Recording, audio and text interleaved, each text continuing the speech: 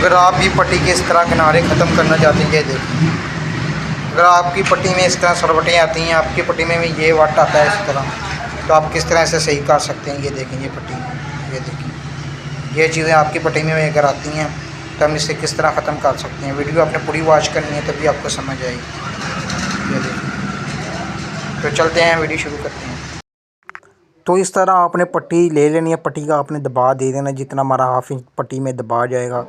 उसके बाद आपने पट्टी के किनारे के जड़ के ऊपर सिलाई लगानी है। आपने पट्टी के सेंटर पे नहीं लगानी, बिल्कुल आपने टांके पे टांका रख के पट्टी की जड़ के अंदर सिलाई लगानी है एक किनारे के ऊपर। अगर आप भी इस तरह सिलाई लगाएंगे तो आपकी पट्टी का रिज़ल्ट अच्छा आएगा। और कपड़ा आपने एक सूत्र नीचे की तरफ खींच लेना है, ठीक है। लचक बिल्कुल नहीं होनी चाहिए इस पट्टी के अंदर। जिस तरह आप देख सकते हैं जड़ के अंदर आपने टांका लगाना है, जिस तरह मैंने लगाया है। तो इस तरह आप पट्टी लगाएंगे तो आपको ज़रूर बहुत अच्छा रिज़ल्ट मिलेगा। इस तरह आपकी पट्टी में सरवटें नहीं आएंगी। तो आपने टांका ठा के किनारे के ऊपर लगाना है। अगर आप इस तरह पट्टी की जड़ के ऊपर किनारे पे रख के सिलाई लगाएंगे, जिस तरह मैंने सिलाई लगाई है, ये देखिए मैंने किनारे के ऊपर सिलाई लगाई है पट्टी की जड़ के किनारे के ऊपर।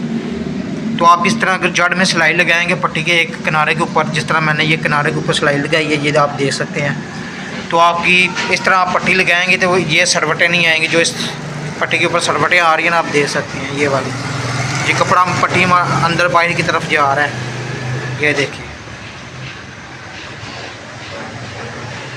अगर आप भी ऐसा रिज़ल्ट चाहते हैं तो इस तरह पट्टी लगाएं तो आपकी पट्टी में सरवटें नहीं आएंगी।